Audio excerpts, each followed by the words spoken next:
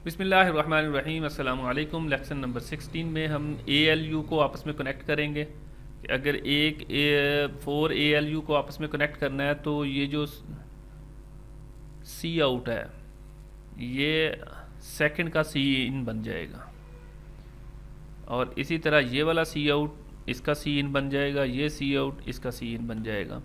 अब सी आउट 4 से मुराद ये 4 बिट का है, तो सी आउट 4 तक यहाँ पे, और फिर सी इन 4 से सी आउट 18 तक आ जाएगा। बहरहाल ये 16 बिट का हम एक ALU जनरेट कर लेंगे। अच्छा, हम लोग इसको देख रहे थे कैरी प्रोपोगेशन जो डिले था उसको कंट्रोल करने का मेथड, वो प्रीवियस लेक्चर में देखा। तो ये हमारे पास एक IC बनी जिसमें से ये दो पिन निकाली, एक G की और एक P की। यहाँ से वही हमारे पास सिग्नल कंट्रोल के लिए, और फिर A1 से लेके A4 5 6 7, यानी कि ये सेकंड बिट A4 से, अगर यहाँ A0 अंदर देख लें, A0 से लेके 1 2 3 और B0 से B8 तक ये इसको इनपुट दी। और ये प्रोपोगेशन डिले को कंट्रोल करने के लिए ये इसका फार्मूला है। अच्छा, यहाँ पे वही उसी IC को, अब इसमें ये वो वैल्यू जा रही है A की, B की और ये आउट की, और ये देखें ये G और P, G0 और P0, G1 P1 G2 P2, और इनको निकाल के सबको क्या किया, एक अलग से एक सर्किट बनाया जो इसके कैरी जनरेटर को प्रोपोगेशन को कंट्रोल करेगा। यहाँ से दोनों को इनपुट दे दी, यहाँ से इनपुट इसको दी इस IC को। अब इस IC से फिर क्या हुआ, C1 निकाल के तो इसको दे दिया C1 इन, और सेकंड वाले का सेकंड वाले को, थर्ड का ये थर्ड को दे दिया। फर्स्ट वाले का तो चूँकि कैरी होता ही नहीं है तो इसलिए ये कांस्टेंट रखा जाता है। तो इस तरह इस सर्किट से फिर कैरी का जो प्रोपोगेशन डिले आता था उसको कंट्रोल किया गया।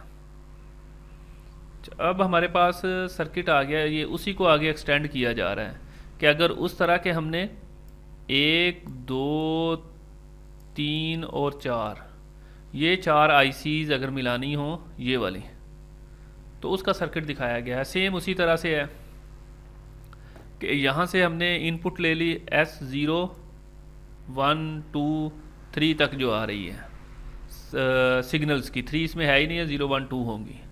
अब उसको S0 से मिला दिया, S1 से S2 से, S0 से S1 से S2 से, ये सारी यहाँ से इनपुट ली, और फॉर एग्जांपल ये देखें यहाँ से यहाँ तक आई, और फिर ये इन तीनों को जा रही है। अच्छा, आगे किस लिए जा रही है, आगे इस चिप के लिए तीनों को जा रही है। यहाँ पे भी तीनों को आ रही है, यहाँ पे भी इन तीनों के लिए आ रही है। ये इधर ऊपर से गुजर के यहाँ पे आ जाएगी। इसी तरह हमारे पास अगर देखें कि A1 से A15, तो ये A1 से A15 ये लाइन जा रही है हमारे पास। अब इसमें इस IC को कनेक्शन दिया है यहाँ से A का, जो ये देखें ये A वाली चिप, और इसी तरह ये A1 से लेके A0 से लेके A3 तक यहाँ आया होगा, और फिर यही आगे लाइन एक्सटेंड हो रही है, और वहाँ से कनेक्शन दे दिया A0 से A3 तक, और फिर इसी तरह A0 से A3 तक। बाहर सिर्फ नंबरिंग की गई है, जैसे ये A1 2 3 0 से लेके 3 तक यहाँ थे, ये 4 5 6 7, और आगे इसी तरह बाहर देखें 8 9 10 11, और ये 12 से लेके 15 तक, A15 तक। तो ये कनेक्शन मिल रहा है, ये वाली बाहर वाली जो ग्रीन लाइन जा रही है, सिर्फ कनेक्शन दिया इसे हमने। आप ICs रख के इसको कह लें कि कनेक्शन दे दें। इसी तरह B के कनेक्शन, ये जो B वाले कनेक्शन टर्मिनल हैं उनको दे दें। फॉर एग्जांपल हम B को ब्लू से शुरू कर देते हैं, तो ये B वाले चल रहे हैं, तो यहाँ पे कनेक्शन दिया, तो इस IC का B0 है, ये भी B0 बाहर शो हो रहा है, ये 1 1 यहाँ पे देखें, ये 0 B, तो ये 4 है, यानी कि ये हम 16 बिट की कैलकुलेशन इससे करवा सकते हैं। A 0 से लेके 15 तक, B0 से लेके 2 नंबर्स को के ऊपर कैलकुलेशन परफॉर्म करवा सकते हैं। अब ये वाली चीज़ें सारी इसमें हो गई, ये लाइन इससे और ये वाले इस तरह B के कनेक्शन बन गए। अब इसी तरह वो जो हमने निकाले थे जिसमें P0, G0, G1, P1, G2, P2, ये हर IC से यहाँ से निकलेगा। ये नॉट वाला है, ये 1 वाला है, ये 3 वाला आ गया और ये 2 वाला होगा और ये उससे मिला दी है G0, P0, G1 हर सिप से, जैसे वो ऊपर शुरू में देखा है हमने। प्रोपोगेशन को ये डिले करेगा, यानी कि कंट्रोल करेगा प्रोपोगेशन डिले को। अब यहाँ से जो C निकलेगी, जो C4 है, तो वो सेकंड हमारा जो ये वाला होगा यहाँ पहुँचेगी। ये देखिएगा, ये वाली लाइन हमारे पास आ रही है, ये लाइन यहाँ C हो जाएगी, यहाँ से आके ये C हो जाएगी। और ये जो 8 वाली होगी ये थर्ड में आएगी, इसमें आएगी, ये यहाँ से आती हुई ना, ये देखिएगा कि ये इसमें ही आएगी इंशाल्लाह। ये यहाँ पे सीन हो रही है और इसी तरह ये वाली जो है वो घूम घुमा के यहाँ पे पहुँचेगी ये। और फर्दर फिर हमने क्या किया है कि हमारे पास जो आउटपुट आ रहे हैं वो ये वाले और ये F15 तक आउटपुट वो बाहर निकाल लिए यहाँ तक। ये एक लाइन से शो हो रहा है कि यहाँ पे हमें आउटपुट F0 से लेके 15 तक आ रहे हैं। मतलब यहाँ पे हम वैल्यूज़ इनपुट करेंगे और यहाँ पे हमें वैल्यूज़ नज़र आएंगी। ये उसका सर्किट डायग्राम बन गया, यानी कि ALU जो परफॉर्म कर रहा है जी। इसके बाद हमारे पास आ गया जी कंपेरेटर्स, कंपेयर करना दो वैल्यूज़ को। इससे पहले हमने 2 बिट्स का शायद कंपेरेटर पढ़ा था, अब 2 यानी कि 2 बिट्स वाला, पहले 1 बिट वाला नंबर था, अब 2 बिट्स का नंबर। 2 बिट्स का नंबर फॉर एग्जांपल 1 0 और 1 1, इनको कंपेयर करना कि कौन सा ग्रेटर देन है। सिंगल बिट का तो हम अगर कर रहे हैं तो ये देखें, ये बड़ा है और इससे भी इंडिकेट होता है कि नीचे वाला ही बड़ा है। लेकिन अगर कुछ इस तरह से हो कि 0 1 0 या फॉर एग्जांपल हमारे पास 1 0 0 1 हो और दूसरा 1 0 1 1 हो, तो इसमें कौन सा कैपिटल बड़ा हो जाएगा? ये वाला नंबर बड़ा होगा। पहले में दोनों इक्वल हैं, दूसरी बिट में ये वाली बड़ी है, तीसरी बिट में इक्वल है और इसमें भी इक्वालिटी है, तो ये वाला नंबर इंडिकेट करेगा कि ये बड़ा है। बहरहाल ये एक बिट को 2 बिट के नंबर को किस तरह कंपेयर किया जाता है। अगर हमारे पास ये 2 नंबर, एक नंबर है, ये हमारे पास दूसरा नंबर है, तो ये हमारे पास है A1 A0 और ये आ जाएगा हमारे पास A1 और ये आ जाएगा B0 और B1। उसको किस तरह कंपेयर करना, ये उसका फार्मूला। ये कैसे बन रहा है इसकी डिटेल इसमें मेंशन नहीं है, इसलिए हम इस पर ज़्यादा बहस नहीं करते। बहरहाल अगर यहाँ पे सिग्नल आए 1 तो इंडिकेट होगा कि पहला नंबर बड़ा है दूसरे से। और 1 सिग्नल कैसे आएगा, उसके लिए ये वाला सर्किट बनेगा कि A1 और B का कम्प्लीमेंट लेंगे प्लस A0 B1 B0 दोनों का कम्प्लीमेंट लेके आपस में ऐड होंगे और फिर ये ऐड होंगे, तब ये अगर कैलकुलेशन परफॉर्म होंगी तो हमारे में पता चलेगा कि ये A बड़ा है। ये यूँ समझें कि ये एक बिट को चेक किया जा रहा है। देखें, देखने में अभी ये वाला नंबर यहाँ बड़ा है, लेकिन यहाँ पे ये वाला नंबर बड़ा है। और अगर ये यहाँ पे सेम हो, यहाँ पे अब दोनों नंबर इक्वल हो गए हैं, तो ये अकेले अकेली बिट को चेक करने का मेथड है। बहरहाल यहाँ से ये फार्मूला बन जाएगा इसका। अब इसको सर्किट कैसे डिज़ाइन करेंगे या पेपर में कैसे आ जाएगा, या पेपर्स को देख के हम डिज़ाइन करेंगे कि किस तरह आएगा। तो A1 और B1 यहाँ पे क्या ले ली, A1 B1 A0 B0, तो A1 B का कम्प्लीमेंट आपस में ऐड हो रहे हैं, तो ये ऐड का सर्किट लग गया।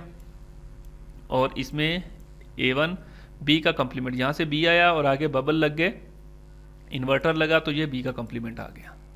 इसी तरह इन सब की ऐसे आएगी कि इसमें A0 है, A0 यहाँ से लिया बगैर कम्प्लीमेंट के, यहाँ से आ गया, ये सीधा जा रहा है। और बी का 1 का कम्प्लीमेंट यहाँ से ले लिया, बी नॉट का कम्प्लीमेंट यहाँ से लिया, ये आपस में तीनों हो रहा है। इसी तरह ये वाला बनेगा, और इस तरफ से सिग्नल आ जाए या इस तरफ से आए या इस तरफ से आए, ये तीनों चेकिंग है इसकी, फिर जाके इंडिकेशन होगी कि ये ए ग्रेटर देन 1 है। इसी तरह इक्वल टू कैसे होगा, ये उसका फार्मूला है कि अगर हर बिट दूसरी बिट से इक्वल है या इनको प्लस करेंगे, हर बिट को कंपैरिजन चेक करके अगर ये सारी प्लस होने के बाद, मल्टीप्लाई होने के बाद आंसर आता है 1, इट मीन्स कि वो नंबर आपस में इक्वल हैं। ग्रेट लेस देन के लिए ये वाला फार्मूला यूज़ होगा, तो उससे ये वाला सर्किट बन गया। अच्छा, अब 2 बिट को हम मिला के बना सकते हैं 4 बिट का कंपेरेटर्स, कि ये हमारे पास यहाँ से देख लें, लीस्ट बिट आ गई, ये मोस्ट बिट आ गई, यानी कि लेफ़्ट आ गई है, ये कह लें कि राइट साइड पे जो आ रही हैं 1 1 0 1, ठीक है। इस तरह से ये एल में आ जाएगा, ये एम में आ जाएगा। तो इसमें ए नॉट ए वन दोनों A1 आ गए हैं, बी नॉट आ गए हैं, A2 A3 ले लिया, B2 B3 ले लिया।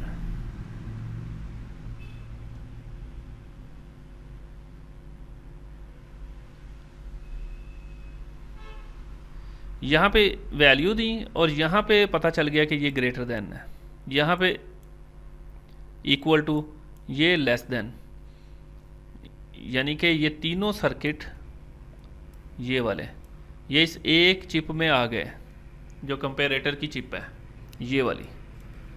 कैसे परफॉर्म कर रहे हैं वो अलग अलग सर्किट डिज़ाइन में, बहरहाल इसमें सारे आ गए।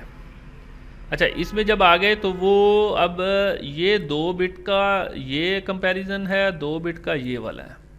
इससे अंदाज़ा लगाना कि कौन सा ग्रेटर देन, कौन सा टोटल नंबर लेस देन है, ग्रेटर देन है या इक्वल टू है। कि अगर ये 2 नंबर दिए हैं तो ए बड़ा है बी से। कैसे?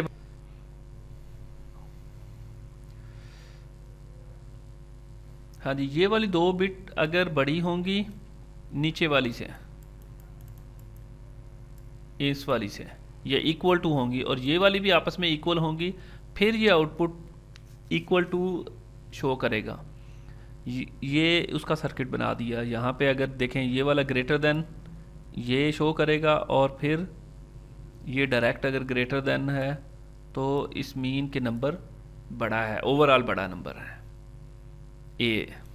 इसी तरह इक्वल टू यहाँ से सेकंड से आई, ये इक्वल टू इसमें आ गया कि अगर नंबर इक्वल टू है तो ये इंडिकेट कर देगा कि ये नंबर इक्वल टू है, और अगर लेस देन है तो ये वाला नंबर शो होगा लेस देन, और यहाँ से ये वाला सेकंड वाला ये लेस देन के लिए है, तो फिर number overall less than show होगा। अच्छा, अब उसी ये जो कंपेरेटर्स है उसको आइटरेटिव बेस बना दिया गया। इसमें इसकी डिस्कशन की है, ये आइटरेटिव कंपेरेटर है। इसमें ए नॉट और बी नॉट, यानी कि इन 2 डिजिट्स को चेक करना है कि ये आपस में इक्वल है कि नहीं है।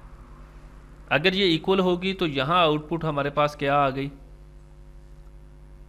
1 आ गई, क्योंकि ये एक्स नॉर क्या जनरेट करेगा, ये एक्स नॉर वो जनरेट करता है अगर नंबर इक्वल है। 0 0 आउटपुट 0 आएगी एक्स ऑर में, और इन्वर्ट कर देंगे तो वो उसको क्या बना देगा, 1 बना देगा।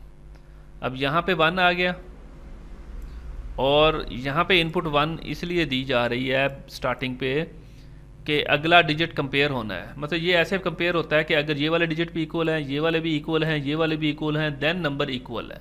ये आइटरेटिव का कॉन्सेप्ट है इसमें। तो पहला, इससे पहले कुछ भी नहीं है, इससे पहले मतलब इक्वालिटी थी, ये इंडिकेशन होता है कि पहले इक्वालिटी थी। पहला नंबर इक्वल हो गया, इसने कहा जी 1, यहाँ भी 1 था, तो इट मीन यस जी पहला नंबर इक्वल है। अब ये इनपुट पड़ जाएगी यहाँ पे आगे कि जी इससे पहले वाले डिजिट इक्वल थे, ठीक है, और अगला इसने कंपेयर कर लिया कि अगला नंबर इक्वल है। अगर इक्वल होगा, पहले वाले भी इक्वल थे, ये नंबर भी इक्वल है, इट मीन्स कि अब नंबर जो है वो ए इक्वल टू बी है। और इसी तरह थर्ड बिट के लिए क्या करेंगे, फिर ये थर्ड पे जाके इसी तरह का एक डायग्राम बन जाएगा, यानी कि थर्ड वाला सर्किट लगा लें। उसमें ये इंडिकेशन जो है ये है कि पहले वाले दो बिट इक्वल हैं, आप बस A2 और B2 को चेक कर लें, फोर्थ वाला भी ऐसा ही है। तो ये इसको कहते हैं कि ये वही चीज़ रिपीट होती जा रही है। तो ये आइटरेटिव रेपिटेशन सर्किट है कंपैरेटर का।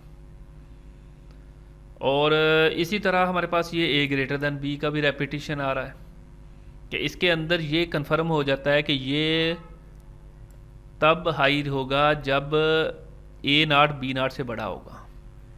यानी कि अगर हमारे पास यहाँ पे 1 है और यहाँ पे 0 है तो डेफिनेटली 0 और 1 नहीं होता। तो ये अगर बड़ा है तो इट मीन्स कि अभी इस केस के अंदर A की पहली वैल्यू बड़ी है, ये वाली,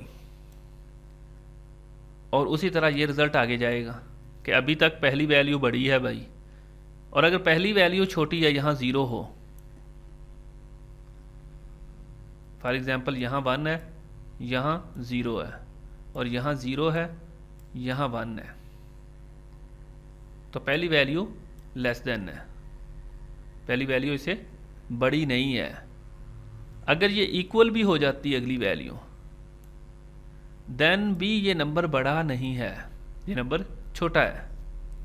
हाँ, अगर दूसरा नंबर बड़ा हो जाता है ये वाला, फिर पहले वाले की वेटेज कम हो जाएगी, वही इंडिकेशन इसमें आ रही है। इसलिए ये स्टार्टिंग पे 0 दिया है कि इससे पहले पता नहीं है, इक्वालिटी है, नंबर बड़ा नहीं है। 1 का मतलब पहले वाला नंबर बड़ा होगा, अगर ये 1 आ रहा है तो इसका मतलब पहले वाला नंबर बड़ा है, और अगर बड़ा नहीं है तो छोटा नहीं हो सकता, 0 होगा, इक्वल हो जाएंगे। यह हमें सिर्फ बड़े से कंसर्न है।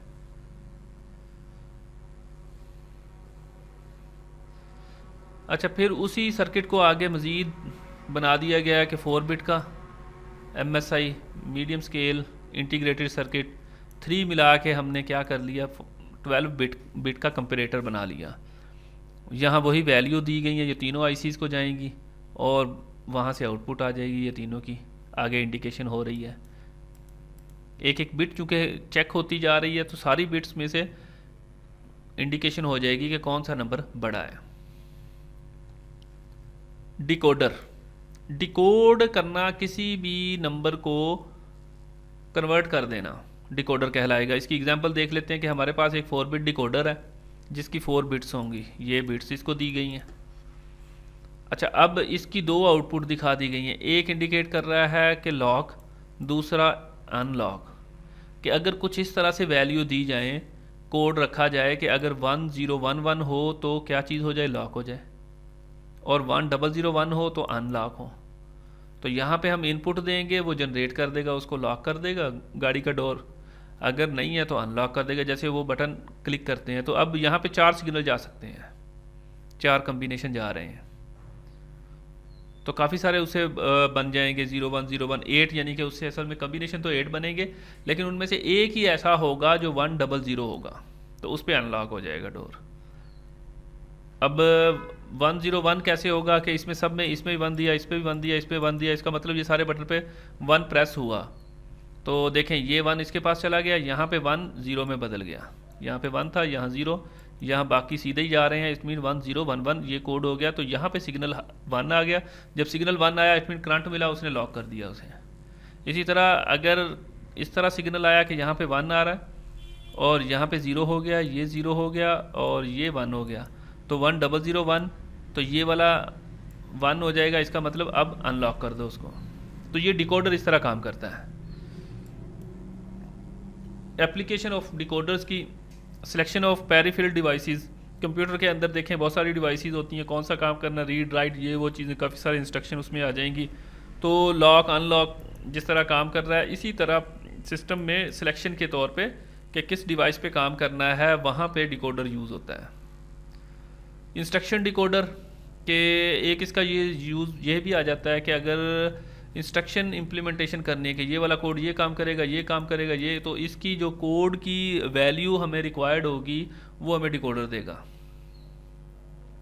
जिसकी एक एग्जांपल ले लें कि बाइनरी डिकोडर है हमारे पास, दो इनपुट हैं इसकी, और ये 4 कोड जनरेट करता है इस तरह के कम्बिनेशन से कि हमें वैल्यू ज़्यादा चाहिए थी कि 1, हमें कोड ये वाला चाहिए 1 0 0 0 या 0 1 0 0। मतलब फॉर एग्जांपल अगर हम 0 0 दें यहाँ पे तो हमें ये कोड मिल जाए, ये वाला।